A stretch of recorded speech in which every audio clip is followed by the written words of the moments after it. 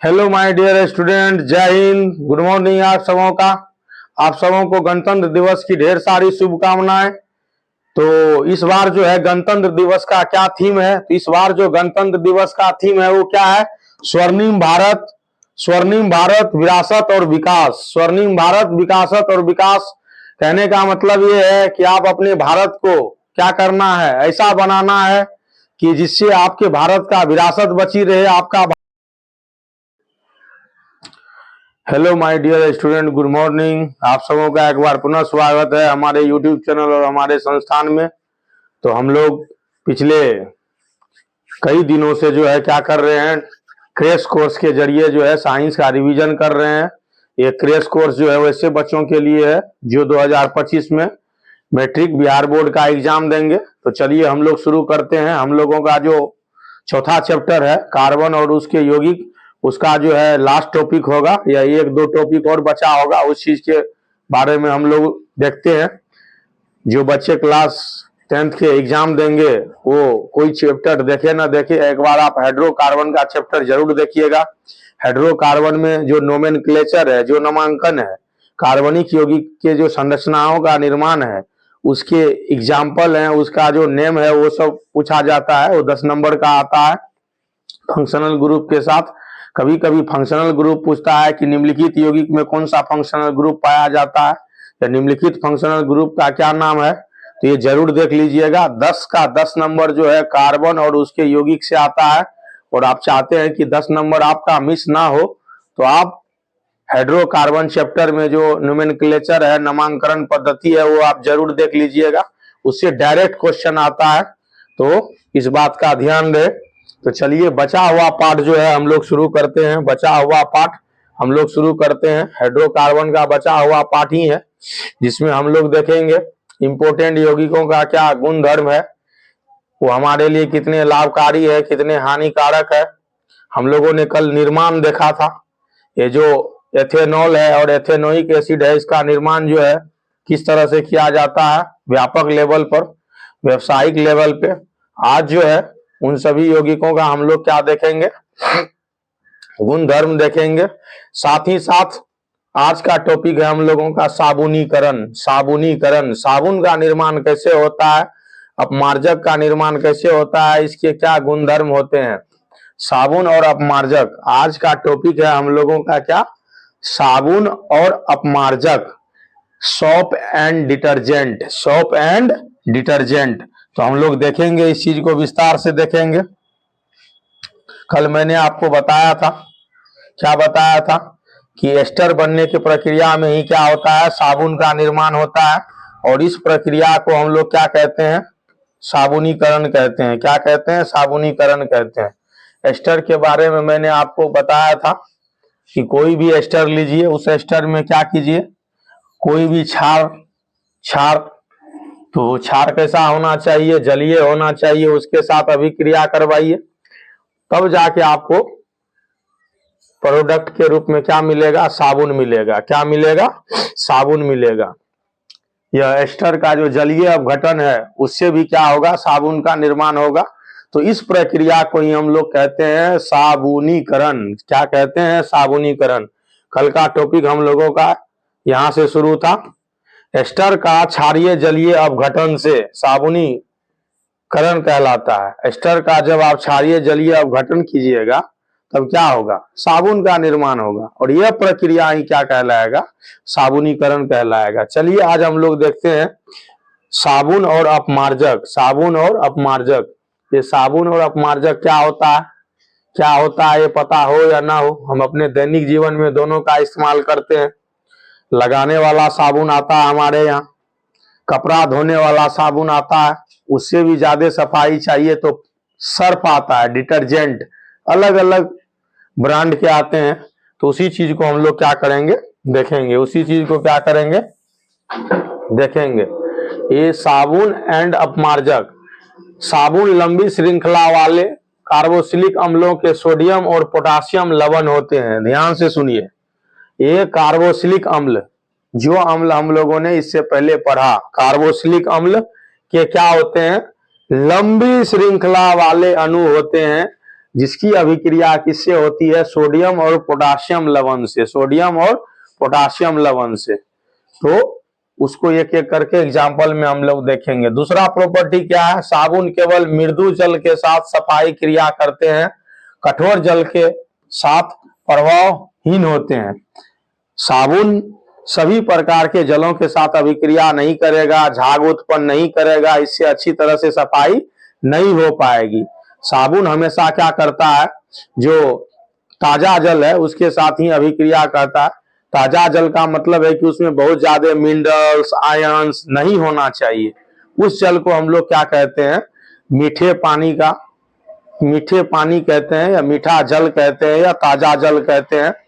चलिए, अगर वो कठोर होगा, उसमें आयंस होगा, किसका, कैल्शियम का, मैग्नीशियम का, तब ये अभिक्रिया नहीं करेगा, तब उसके लिए आपको डिटर्जेंट पे आना होगा। दूसरा आ जाइए अपमार्जक। लंबी श्रृंखला वाले कार्बोक्सिलिक अम्ल के अमोनियम और सल्फोनेट लवण को क्या कहते हैं, अपमार्जक कहते हैं। इस दोनों में जो बेसिक डिफरेंस है वो देखिए। साबुन की बात जब हम लोग कर रहे थे तो यहाँ कार्बोक्सिलिक एसिड का अभिक्रिया किससे हो रहा था, सोडियम और पोटासियम से। किससे, सोडियम से और पोटासियम से। बट जब डिटर्जेंट की बात कर रहे हैं, अपमार्जक की बात कर रहे हैं, तब यहाँ अभिक्रिया किससे हो रहा है, अमोनियम से और सल्फोनेट से। तो कहने का मतलब है कि दोनों में, साबुन में एक अलग तरह का साल्ट है और अपमार्जक में, डिटर्जेंट में एक अलग तरह का साल्ट है। इसी साल्ट के डिफरेंशिएशन से क्या होता है, कठोर जल के साथ भी अभिक्रिया कर लेता है कौन, अपमार्जक, सर्फ, और अच्छे से सफाई करता है कपड़ों का या अन्य चीजों का जो धोने वाली है। चलिए, अपमार्जक मृदु जल और कठोर जल दोनों के साथ क्या करता है, अभिक्रिया करता है और बहुत ही अच्छे से सफाई करता है। साबुन के अणु में जलरागी और जल विरागी समूह होते हैं। जल रागी, राग का मतलब होता है लगाव, प्रेम, स्नेह। तो कुछ ऐसे उसमें मिसेल्स होते हैं जो क्या करते हैं, अभिक्रिया करते हैं। कुछ अणु ऐसे होते हैं जो जल से अभिक्रिया कर लेते हैं। कुछ ऐसे होते हैं कि जल से अभिक्रिया करने के बाद मिसेल्स बनाते हैं और फिर जैसे ही आप पानी डालते हैं तो पानी के साथ वो क्या होते हैं, बह जाते हैं, कुछ नहीं बहते हैं। तो दोनों तरह का अणु जो है पाया जाता है इसमें। जल रागी का मतलब है जो जल के साथ अभिक्रिया करे, वहां पे अपना अणु बनाए और मिसल्स का निर्माण करे। एक ऐसा होता है विरागी जो जल के साथ कोई अभिक्रिया नहीं करता है, वो जो वस्त्र है उसी में लगा रहेगा। ठीक है, तो इस चीज का ख्याल रखना है। अब है साबुन के अणु। तो ये जलरागी शिरा आयनिक भाग होता है, उसमें आयंस होते हैं। तो आयंस किसका होगा, तो आयंस होगा सोडियम का। किसका आयंस होगा, सोडियम का। फिर किसका आयंस होगा, तो पोटासियम का। ये आयंस होते हैं। चलिए, दूसरा जल विरागी शिरा, ये लंबी हाइड्रोकार्बन की श्रृंखला होती है।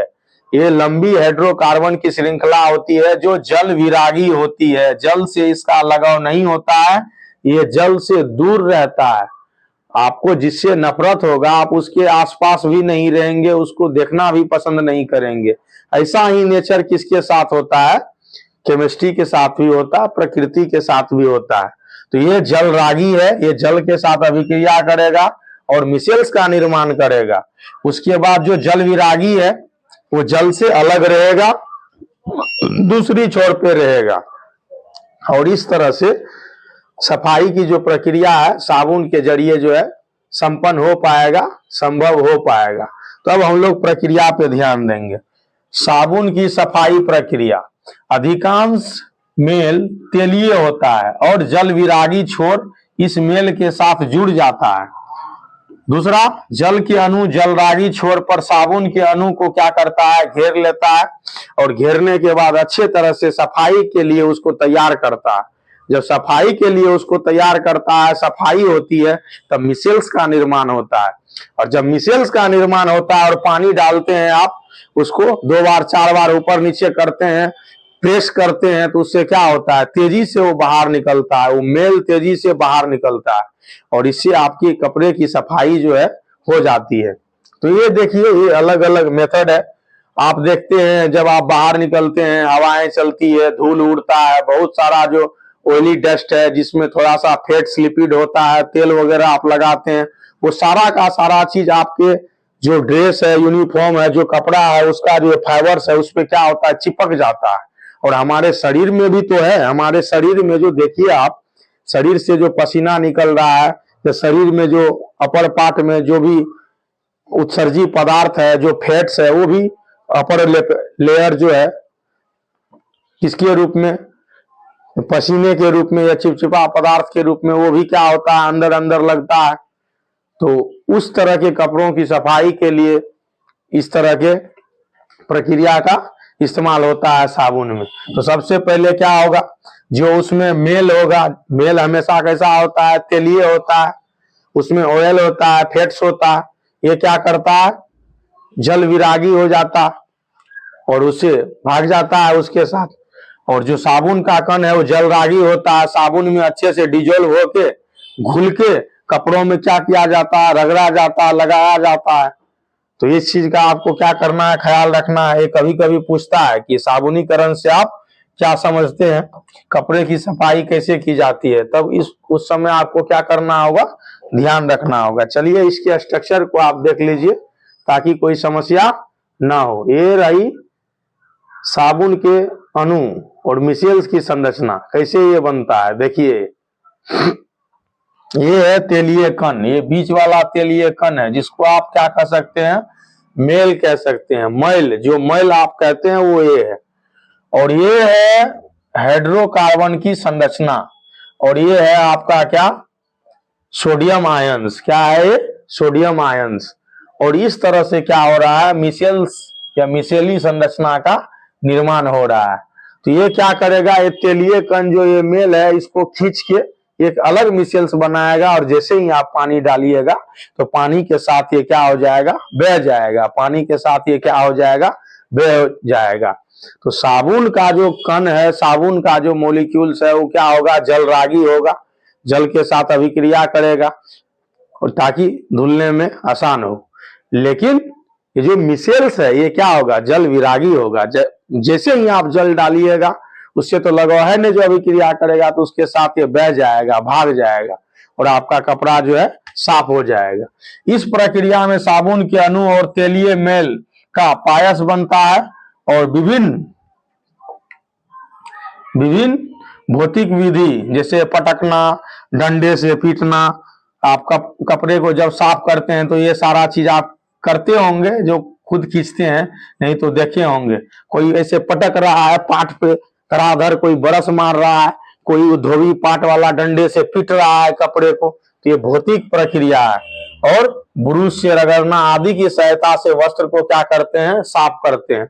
बेसिकली ऐसा करने से क्या होता है, मिसेल्स उससे निकलता है, ये जो ओलीय पदार्थ चिपका रहता है आपके कपड़ों पे क्या होता है, हटता है। तो इस चीज का ख्याल रखेंगे।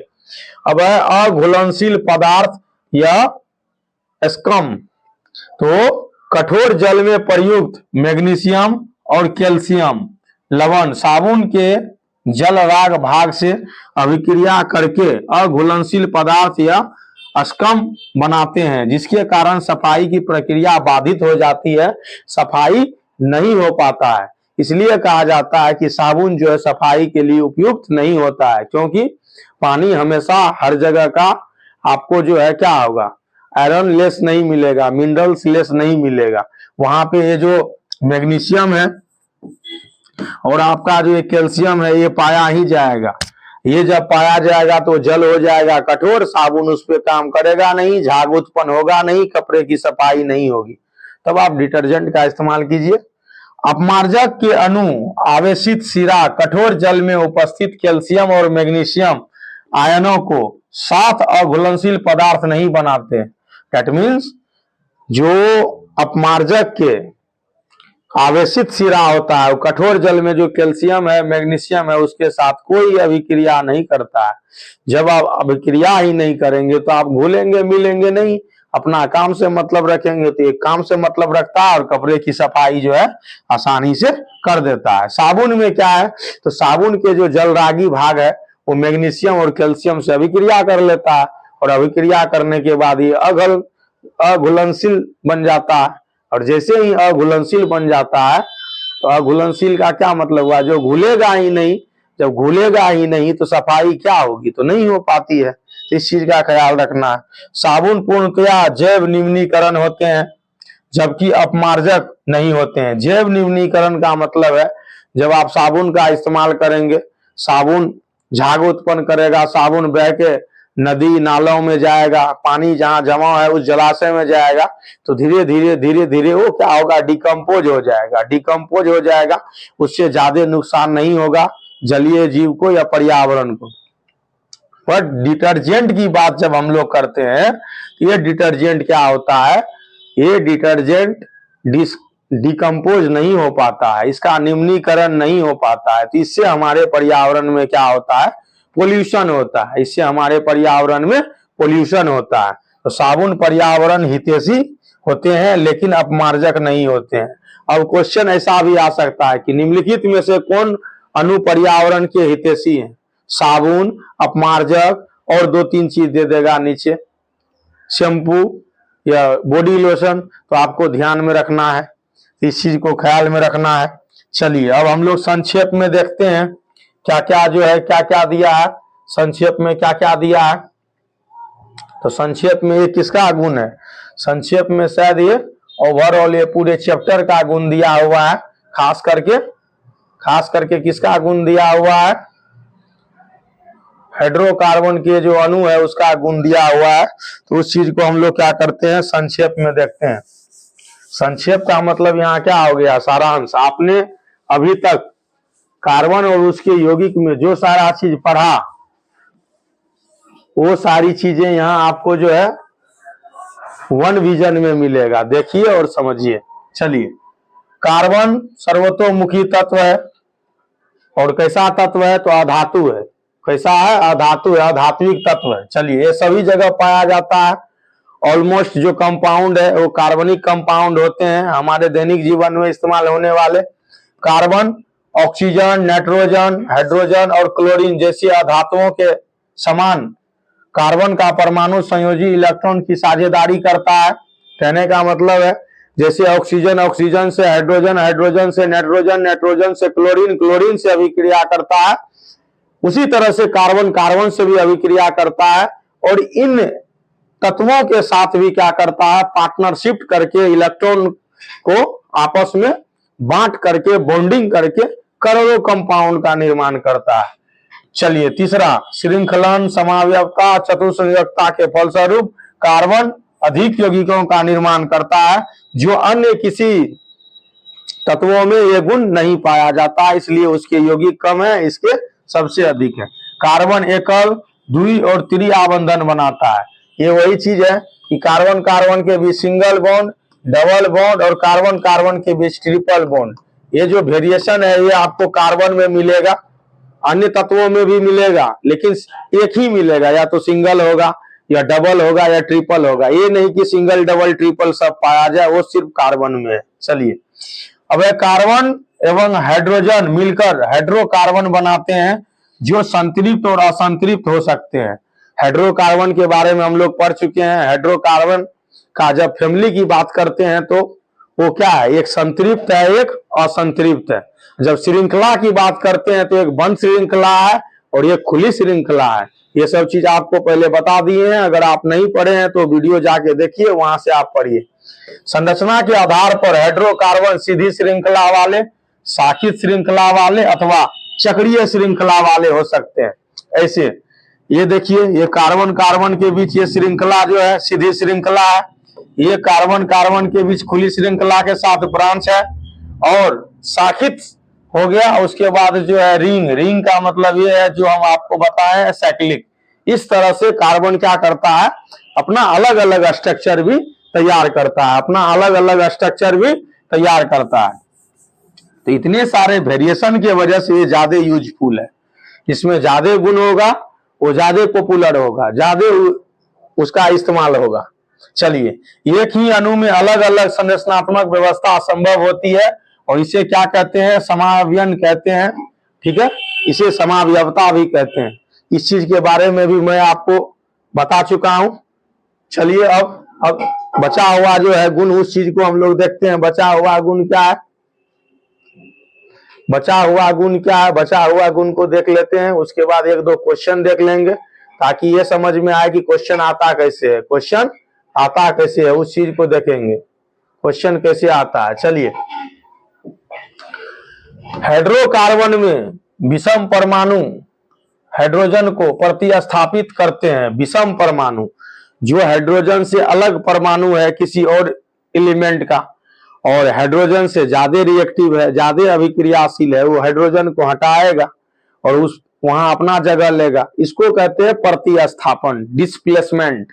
और उस यौगिक के रासायनिक गुणधर्म को निर्धारित करते हैं। तो जब हाइड्रोजन को हटा देगा और नया कोई परमाणु आएगा किसी और एलिमेंट का, तो वो अपने हिसाब से चीजों को चलाएगा। चलिए, उसके हिसाब से ही गुण होंगे। सजातीय श्रेणी में सदस्यों की रासायनिक विशिष्टताएं एक समान और भौतिक गुणधर्म भिन्न होते हैं। भौतिक गुणधर्म भिन्न क्यों होते हैं, मैंने आपको बताया था। उसके अनुभार बढ़ने के कारण उसके भौतिक गुण क्या होते हैं, अलग होते हैं। ठीक है, चलिए, कार्बन आधारित यौगिक अच्छे ईंधन होते हैं। कार्बन आधारित यौगिक मतलब जिसमें कार्बन हो, चाहे वो कोयला हो, पेट्रोलियम हो, सीएनजी हो, एलपीजी हो या आपके घर की लकड़ी हो, तो उसका इस्तेमाल होता है ईंधन के रूप में। तो जिसमें सबसे ज्यादा कार्बन पाया जाएगा उसका इस्तेमाल अच्छे से होगा। चलिए, एथेनॉल एक महत्वपूर्ण यौगिक है।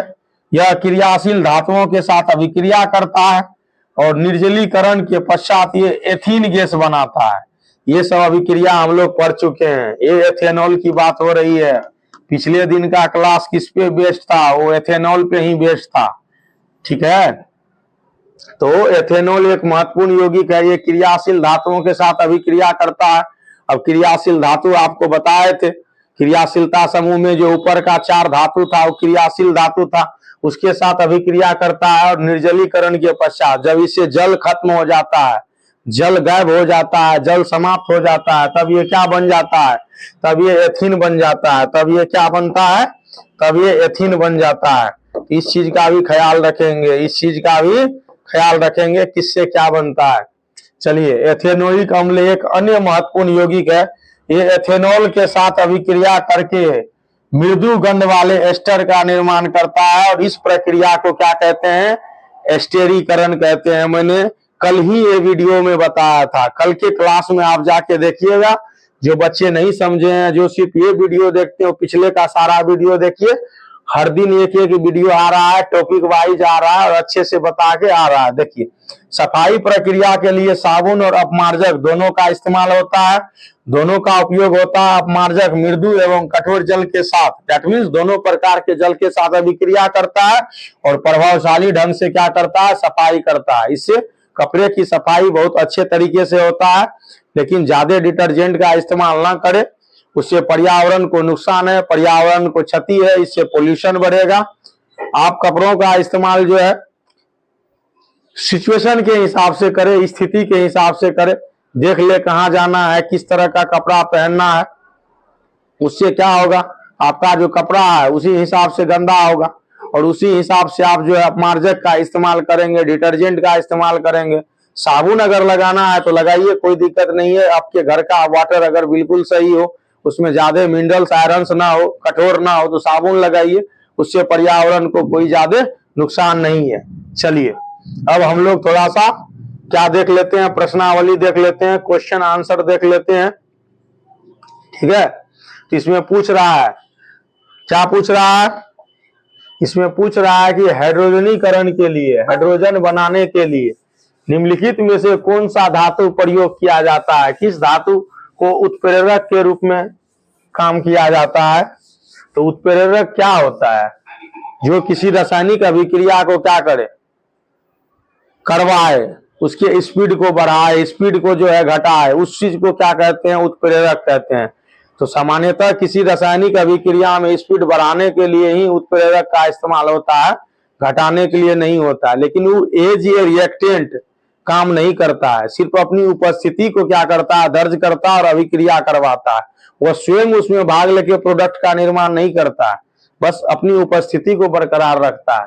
तो हाइड्रोजनीकरण के लिए किस धातु को उत्प्रेरक के रूप में इस्तेमाल किया जाता है, किस धातु को उत्प्रेरक रूप में इस्तेमाल किया जाता है, तो वो धातु क्या होगा बताइए। तो निकेल का इस्तेमाल किया जाता है।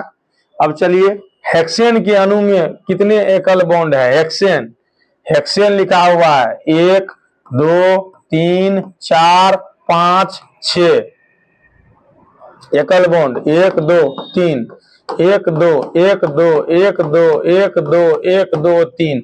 अब देख लीजिए 1 2 3 4 5 6 एक, तो उस हिसाब से आप एकल बॉन्ड आप काउंट कर लीजिए 1 2 3 4 5 6 7 8 9 10 11 12 13 14 15 16 17 18 19। तो कितना हो गया 19 हो गया।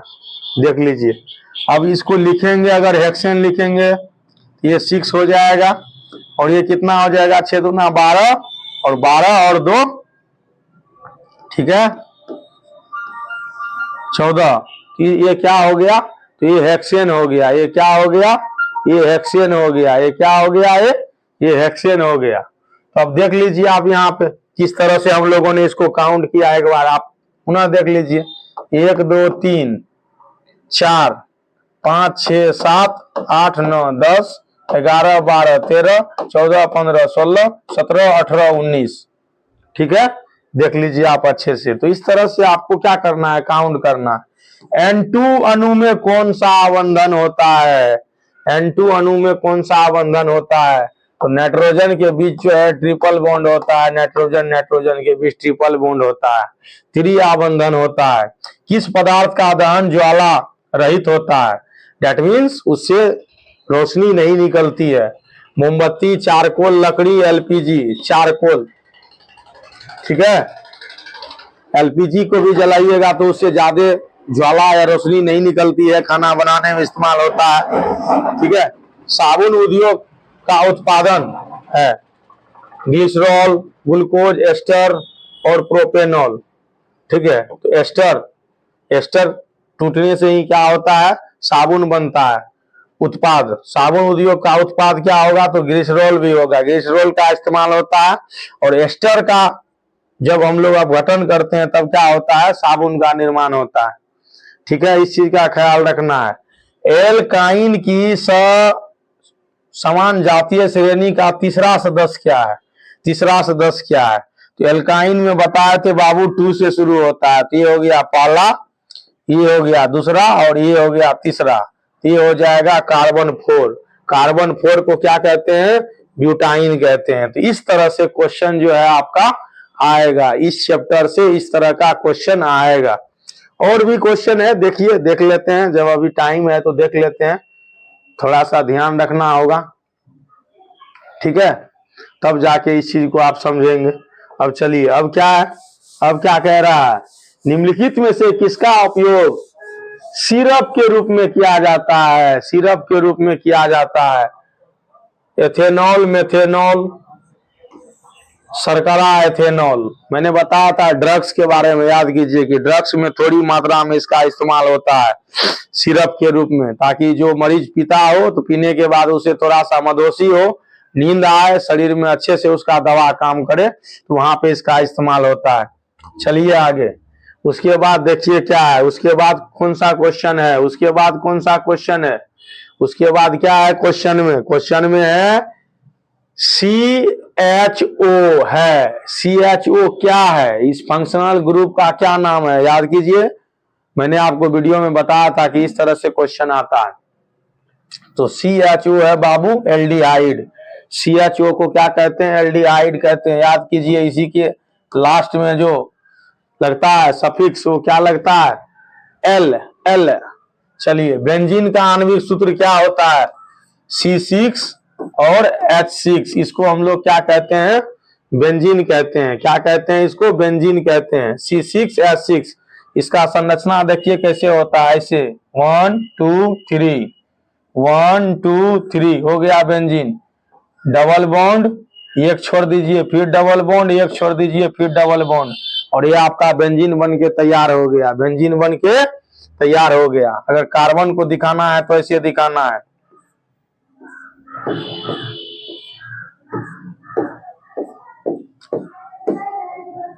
देख लीजिए इस तरह से। ठीक है।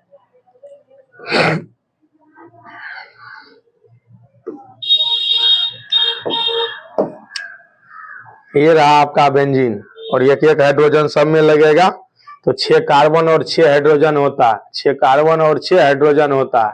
यहाँ देखिए 10 नंबर का क्वेश्चन, ये जो है ये एक तरह से वीवीआई क्वेश्चन है। किसके लिए?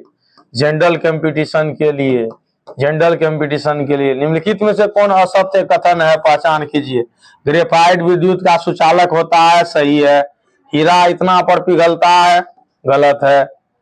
क्षारीय KMnO4 एक अपचायक है, सही है। वनस्पति घी ब्रोमीन के जलीय विलयन को रंगहीन कर देता है। तो अब देखिए इसमें कौन कौन सा सही है, किस किस पे लगाया गया है टिक। 1 और 3, 1 और 3 कहाँ पे है? 1 और 3, ये 1 सही है, 2 ठीक है, और ये 4, 1 3 4, 1 3 4, 1 3 4, पहला 1 3 4। तो इस तरह से क्या होता है, इस तरह से क्या होता है, क्वेश्चन आपके बोर्ड में आता है। लेकिन इतना टफ क्वेश्चन नहीं आता है जो यहाँ दिया हुआ है। बिहार बोर्ड का तो खासियत है कि आपको क्वेश्चन दे दिया है ऑब्जेक्टिव में 100%, उसमें 50 बनाइए आप, या 80 है तो 40 बनाइए, 70 है तो 35 बनाइए।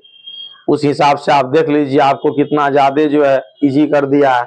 उसके बावजूद भी अगर आपसे नहीं बनता है तो आप छोड़ दीजिए पढ़ना लिखना, दूसरा कोई विकल्प नहीं है।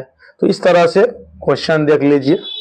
तो अभी तो चूंकि टाइम था इसलिए कुछ क्वेश्चन को मैंने जिक्र किया, कुछ क्वेश्चन को मैंने बताया। अब अगले दिन हम लोग जो है एक नए चैप्टर के साथ जो है आएंगे। केमिस्ट्री का जो है ये 4 चैप्टर था, ये चारों चैप्टर को मैंने बताया क्रैश कोर्स में ये स्लाइड के जरिए। अब हम लोगों का जो चैप्टर होगा वो किस चीज का होगा, तो हो सकता है कि बायोलॉजी का हो। किसका हो? बायोलॉजी का।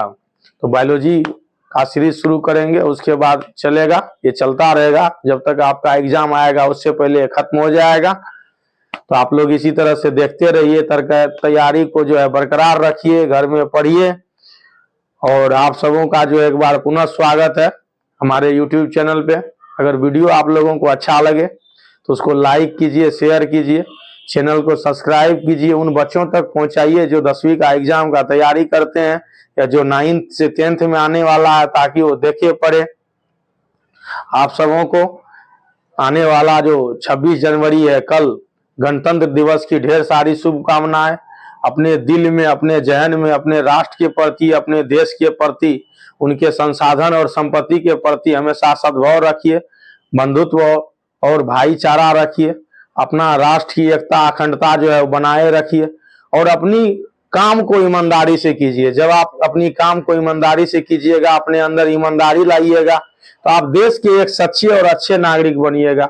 और देश का विकास जो है पहाड़ पठार झील झरना से नहीं होता है, देश का विकास जो है एक एक नागरिक से होता है। अगर एक एक नागरिक अपनी जिम्मेवारी ले ले, जैसे मेरा जिम्मेवारी क्या है कि मैं आपको ईमानदारी से पढ़ाऊं, तो ये मेरा जिम्मेवारी हो गया, मैं ईमानदारी से आपको पढ़ाऊं। उसी तरह से आपका काम है, आप ईमानदारी से पढ़िए और जीवन में अच्छा कीजिए, उससे आपका विकास होगा और आपके साथ जो है देश का विकास होगा। आपके देश का इकोनॉमी बढ़ेगा, विजडम बढ़ेगा, GDP बढ़ेगी, आपके देश में जो है एजुकेशन का स्तर बढ़ेगा, साइंस टेक जो है ये सारा चीज बढ़ेगा। लेकिन आप ही अगर अपना विकास नहीं कर पाइएगा तो आपका तो कुछ नहीं होना है, परिवार का भी कुछ नहीं होना है, तो देश का वैसे भी तब कुछ नहीं हो पाएगा। तो हर 26 जनवरी, 15 अगस्त या कोई भी राष्ट्रीय फेस्टिवल जब हो, नेशनल फेस्टिवल जब हो, तो आप उस समय में थोड़ा सा अपने आप को झकझोरिए, अपने आप को टटोलिए, अपने मन मस्तिष्क से बात कीजिए कि हम कितना ईमानदार है अपने काम को लेके। चाहे वो पढ़ाई कर रहे हो, खेल रहे हो, या बिजनेस कर रहे हो, या कोई भी काम कर रहे हो, आप जितना ईमानदार रहेंगे काम को लेके, लोगों के साथ क्या संबंध है ये मैटर नहीं करता है, संस्था के साथ कैसा संबंध है वो मैटर नहीं करता। आप जो काम कर रहे हैं उसके प्रति आप कितना ईमानदार हैं ये मैटर करता है। और जितना ज्यादा ईमानदार रहेंगे उतना ज्यादा आपके अंदर जो है लगन जो है बढ़ेगा, काम को लेके कॉन्फिडेंस बढ़ेगा और आप जो है निपुण होते जाइएगा। तो चलिए आने वाला गणतंत्र दिवस पे आप इन सब चीजों को अपने ध्यान में रखिए, समझिए, सोचिए। तो एक बार पुनः आप सबों का बहुत बहुत स्वागत है। फिर से आप लोगों को बहुत बहुत बधाई, शुभकामना गणतंत्र दिवस के अवसर पर। जय हिंद, भारत माता की जय, वंदे मातरम।